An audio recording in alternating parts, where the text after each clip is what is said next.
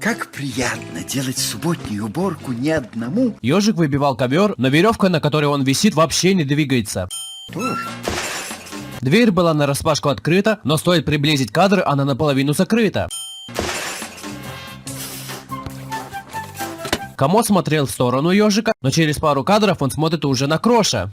И вновь я буду придираться к тени героев. Слушай, сколько у тебя ненужных вещей? Это все нужное. Этих камней раньше не было. Какая крепкая паутина, хотя от такого она должна была порваться. Пауки выглядят не так. Да и они не чихают. Это нужно? Комод стоял напротив двери, но в этом кадре он переместился влево.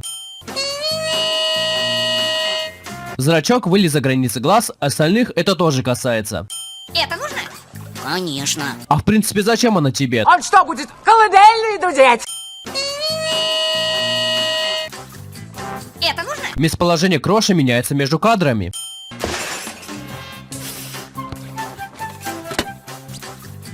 Это нужно? Пропали очки, хотя нет, они уже есть.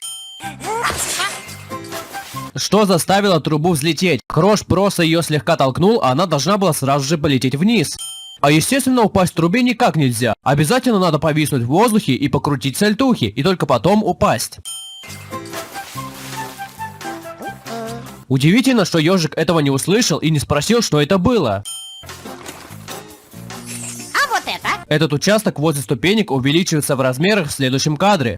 Да и ступеньки что-то стали куда больше. Камера смотрит с другого места, но задний фон не шибко так поменялся. Крош и комод разворачиваются между кадрами.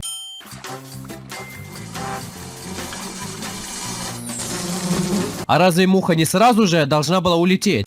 Муха тоже нарисована не совсем правильно. Ух ты! Вот, чего нашел! А разве ты не сразу же должен был ее увидеть? Ух ты! Чего там такое? Что там такое? И что это он ощупывал все это время? На такую лампочку он сразу же должен был взять. А делал он это, чтобы... Здрасте, как интересно было узнать, что же там... Ух ты!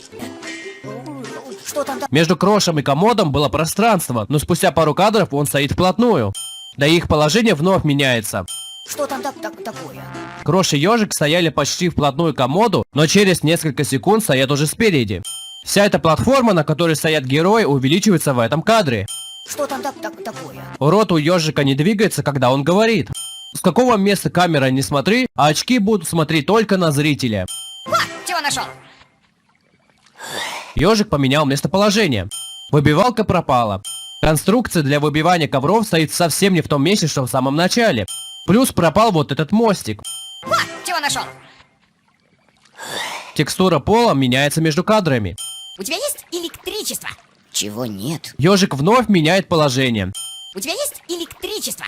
Чего нет, того нет. В смысле нет? У большинства смешариков в домах имеются приборы, которые работают на электричестве. Так почему в ваших домах нет электричества? У тебя есть электричество? Чего нет? Текстура пола вновь меняется.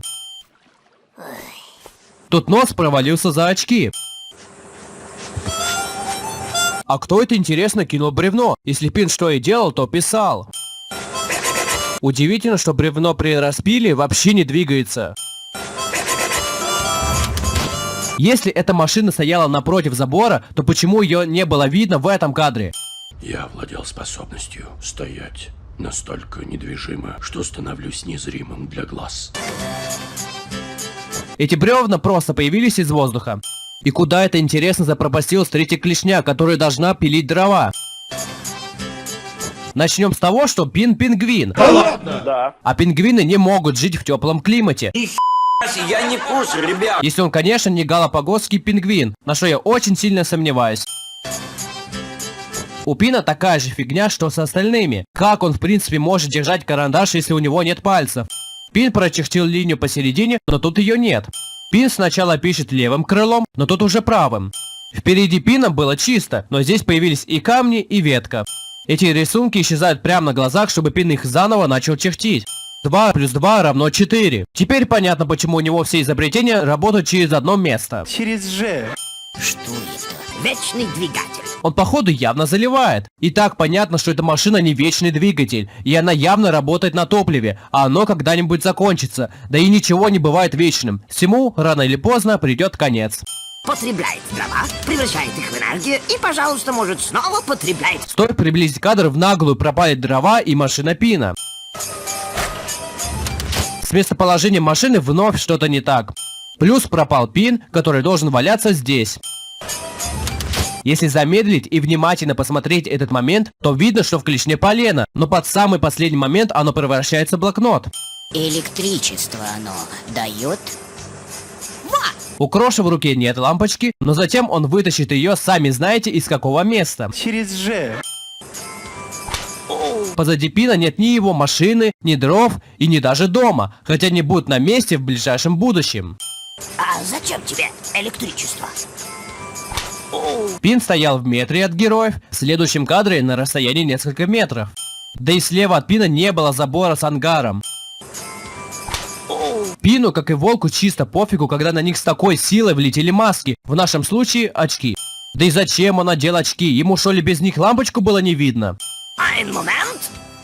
Ангар развернулся лицом к героям. Герои стоят совсем не в том месте, что в предыдущем кадре. Ein момент. Ветка с камнями лежали слева от героев, но на общем плане они лежат позади. Между героев и ангаром пусто, но когда Пин вывозил свой прибор, там уже и камни с травкой появились, которые были позади героев. Как-то он слишком легко ее везет, хотя везет ее по песку. Да и почему в этом окошке ничего не показывает? Пластины на ангаре лежат по-другому в следующем кадре. Детали с прибора и ручка пропадают в следующем кадре. Да и эта круглая деталь уменьшается. На Пине не одеты очки, хотя тут они уже одеты. И куда это он побежал? Его шайтан-машина вообще-то здесь стоит. А нет, пробежал мимо. А нет, вернулся. Да и насчет этой шайтан-машины. Зачем Пин ее вообще привез? У него что ли нету ни люстры, ни лампы, на которой можно было проверить лампочку? Нечем больше заняться. Энергию ветра превращает в электрическую энергию. Герой и прибор стояли левой стороной к морю, но здесь уже стоят спиной. Ветер дует, лопасти крутятся. И вновь локация без ничего. Через секунду там появились наши старые знакомые камни с веткой. Лампочка есть? Лампочки нет. Хотя нет, все-таки есть. С очками что-то не так. Изначально было видно, что они на резинке. Но тут они начали смахивать на обычные рабочие очки. Лампочка горит. Пин стоял напротив героев, хотя нет, теперь справа от них, чтобы потом вновь стоять напротив. Крылья в следующем кадре скрещены по-другому.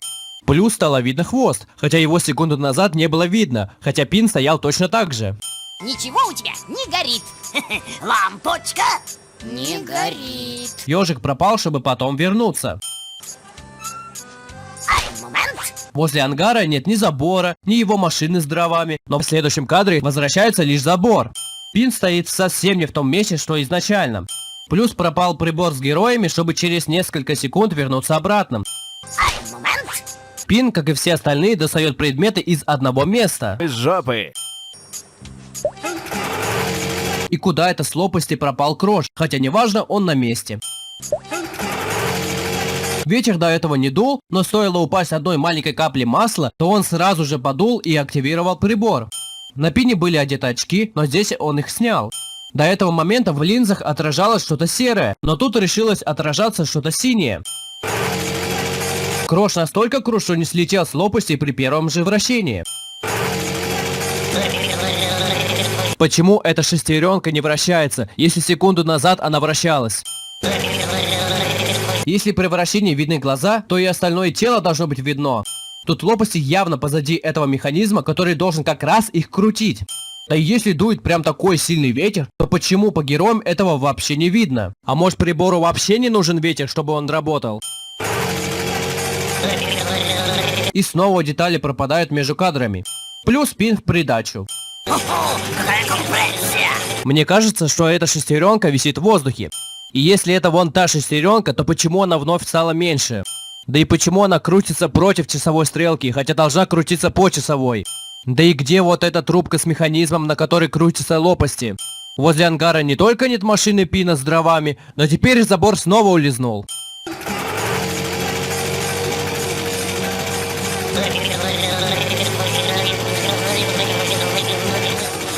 О, какая компрессия! Прибор работает уже 8 секунд, а лампочка загорелась только сейчас.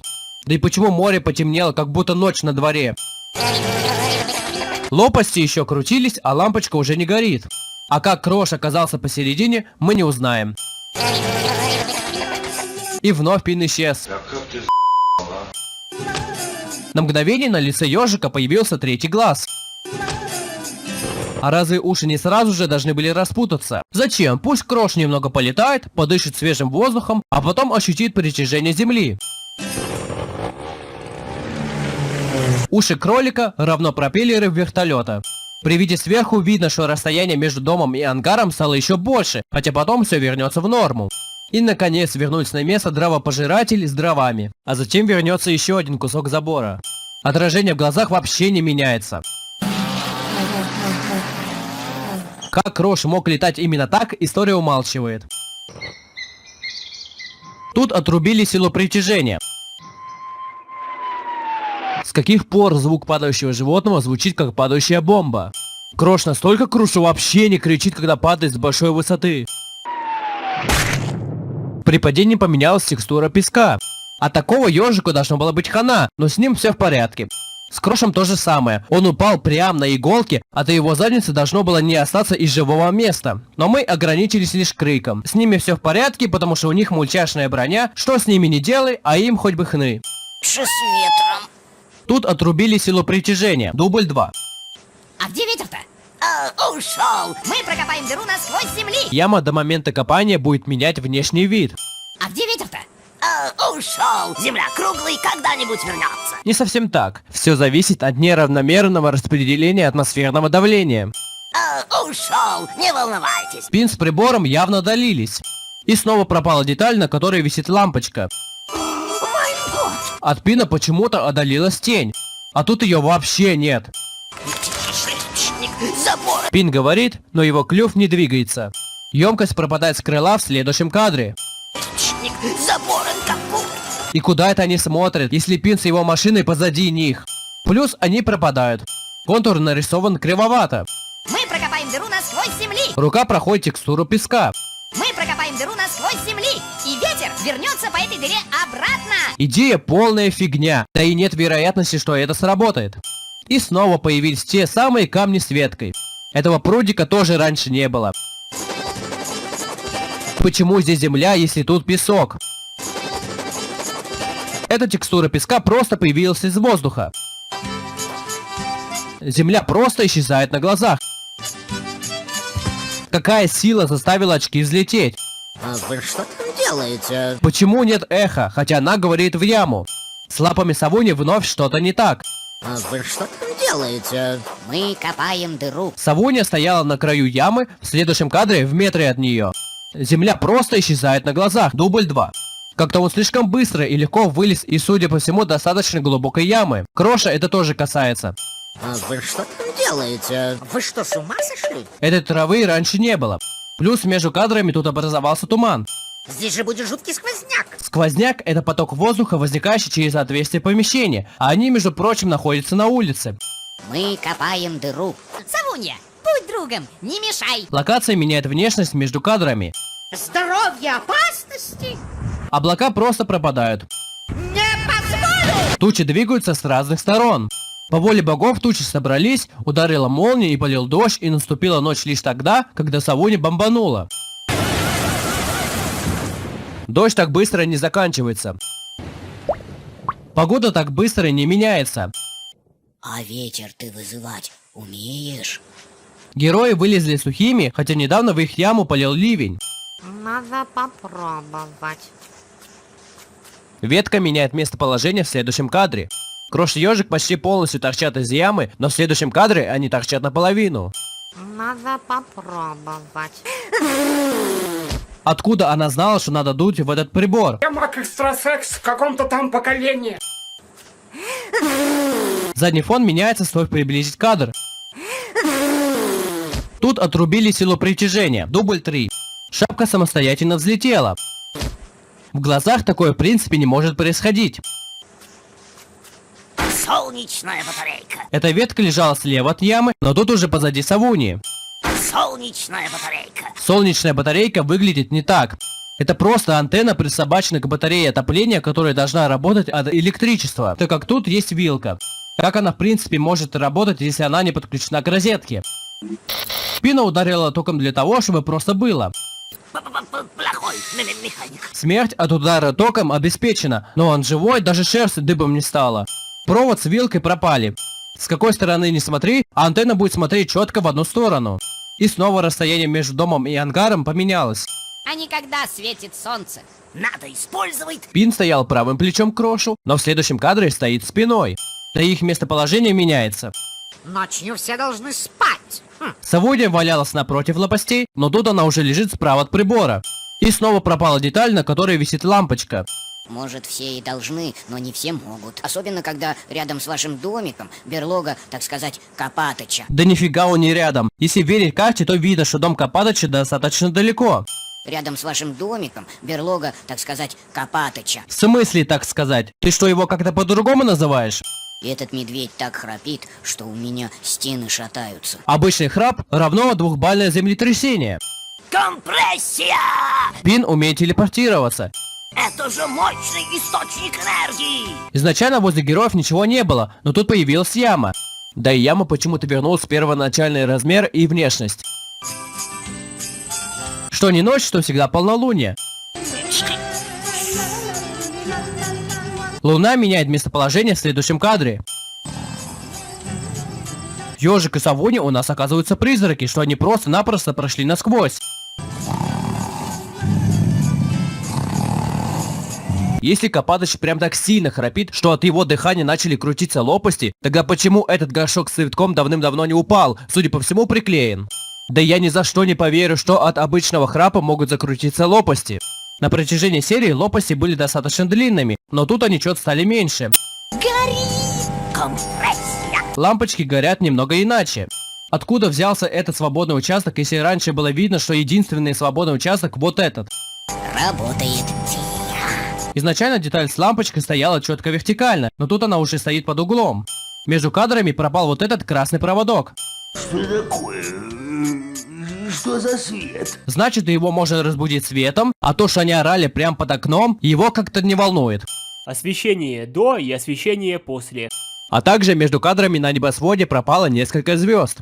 Копатыч, Спи, спи, спи! Это они кому? Земле? А у нас уборка. Герои стоят совсем не в том месте, где должны были быть. Стоит только начать, не остановить. Луна вновь меняет положение. Как она вообще может работать, если Пин ее отключил? Да и как она доехала до дома ежика, чтобы съесть ковер? Походу, у нее есть интеллект.